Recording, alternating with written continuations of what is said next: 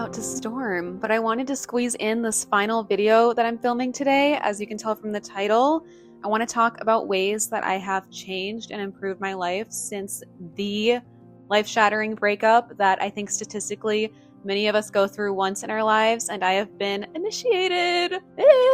Officially going through that one. Well, am I still going through it, or will I just be going through it for the rest of my life? Or when do you no longer identify as going through it? Because I'm 9 months in when I'm filming this, and I don't really feel like I'm going through it as much anymore. At least enough time has passed where I feel like I can go onto the internet with a written out list of ways I've improved my life, basically changing my entire life since the you-know-what back in the fall time. I have a list of, I believe, 12 things that I do really think helped.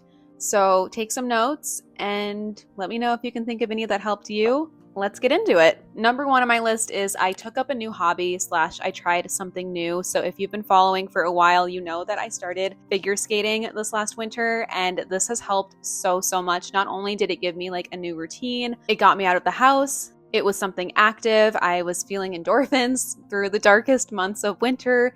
It helped me eat better because I wanted fuel and energy to skate. And then I was stretching and practicing yoga off ice. So it just overall had so many benefits and helped in so many ways. And that is something that I had never really done before this last winter. So taking up a new hobby totally helped and completely changed my life, not even going to lie. Number 2 is going to sound a little cliche, but I bought new clothes / a new wardrobe. Now, I did not have the budget to buy like brand new everything, but I think just having a couple of new exciting pieces in my closet to wear that had no memory attached to them, no energy. He had never seen me in these clothes. I got to feel new for the first time. It's true. It does help. It definitely helped.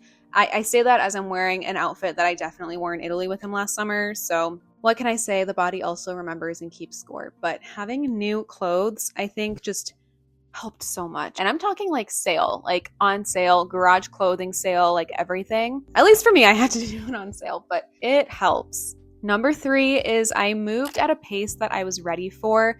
This is so crucial and individual to everybody going through it on their own pace. If I had gone any faster or any slower, it wouldn't have worked for me, but allowing me to move at what I could handle at the time is just pivotal when you're going through hurt, trauma, healing, heartbreak, all of the above. It will look different for every survivor. It will look different for everyone going through it, and understanding your journey is not reflective of somebody else's, and theirs will not reflect yours either, if that makes sense.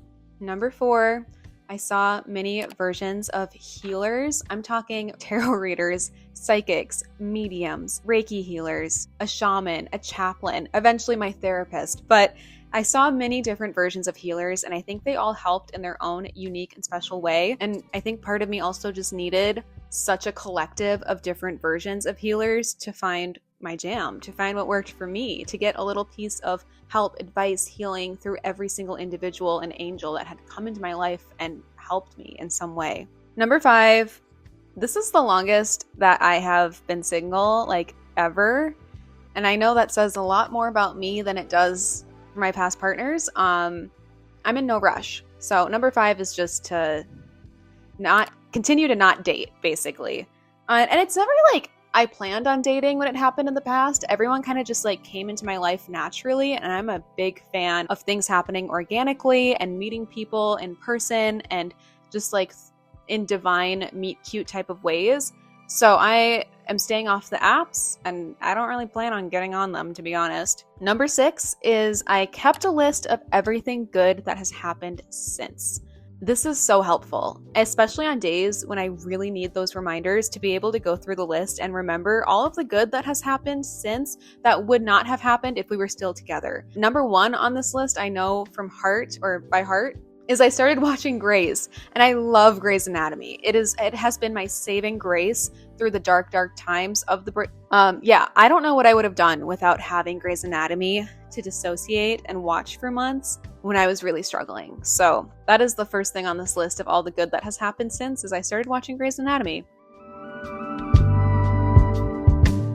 Okay, number 7, I feel like I kind of spoiled this earlier, but I started seeing my therapist again, and honestly, I probably shouldn't have stopped, But life happens, and God, it was like an instant shift, like relief. Like I could just tell as soon as we started our sessions again, I felt so much better. I don't know why it took me so long to reach out to her. I mean, I do know why, because in a sense, at least for me in my experience, it made me feel like I failed, like I wanted to be able to do it on my own, which is so silly because if I were talking to anyone in my life, I would not look at it that way. I would encourage them. I think we tend to just be a lot harder on ourselves. At least my personal experience, who I work with, I have known her, or she has known me since I was literally a teenager, like half my life. And I think I just wanted to prove that like I'm a grown-up now and I can do better. And so it took me hitting like the bottom of the bottom of the bottom of the barrel, like months and months in, for me to be like, okay, I need her, or at least I need to talk to somebody again and like be in therapy. Yeah, don't be like me. Like looking back, I wish I reached out as soon as possible. I wish I reached out to her like before the breakup even happened, when I sensed that like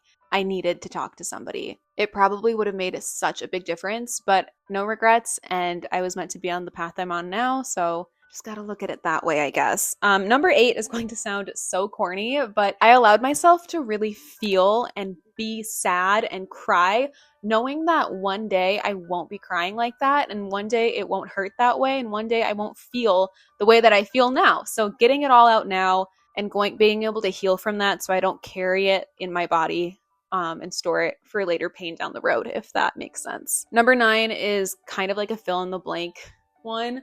Surrendering and letting go and letting God, or whatever that phrase is. It's like finding God, finding peace, finding the divine, finding angels, finding whatever type of connection you have to a higher being or a higher power, and just surrendering and understanding, or at least trying to accept more of the spiritual journey that we are all on. I feel like I leveled up spiritually through this breakup, which tends to happen when you go through shit, Number 10, I started taking activation walks, and I treated these like portals. Now, I talk more about this in a video that I just filmed. I don't know which video is going up first, this one or that one, but that one is like all of the witchy woo-woo spiritual things that I do. And I explain activation walks, but they're basically like a normal walk, except instead of listening to music or a podcast when I'm on the walk, I am treating it as like an activation walk, meaning I am listening to affirmations, I am listening to a meditation or some sort of video on manifesting or quantum leaping, or treating the walk as like a portal, leaving my home, aware that as I'm on the walk, I'm leveling up and then returning to my home, going through the front door, entering a different timeline, entering a higher reality. And I swear these work, and they made me feel better. And honestly, like going on walks is so beneficial and good for you. And there's like a reason why we feel better and we feel more grounded and we feel like the rush of endorphins from going on a walk. And nature exists at such a higher frequency than humans do. So when we align ourselves and put ourselves in nature, it actually increases our frequency and our vibration as well. Hence why we feel better and we feel good going on walks. I'd go on a walk tonight if it wasn't about to downpour. Number 11 on my list is I still allowed him to exist in sacred spaces, but I kept him there and I had to visit him.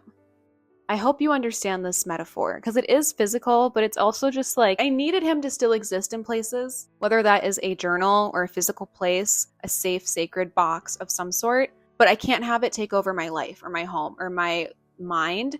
But when I need him or miss him, I can still find him in those places.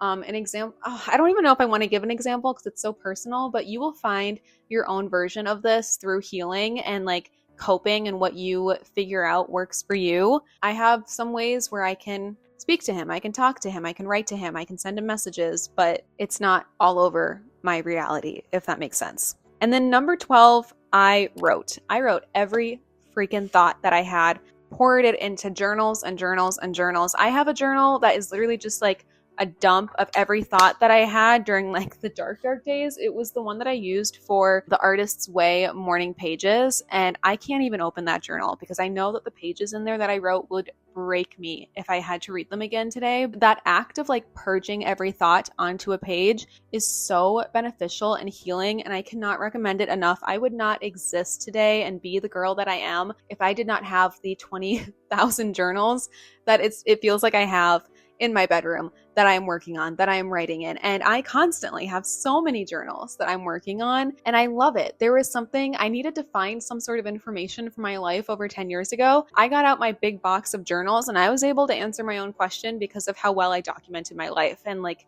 having this path. I don't know. I can't describe it, but writing has helped so much. Those are 12 things that I did after the capital T, capital B breakup of my life that ultimately changed my life and has helped in so many ways. I hope that this has helped, and thank you for watching and being here. If this video has found you, I am sending you so much light and love, and I hope you stick around and subscribe to the channel. I'll see you guys next time. Bye.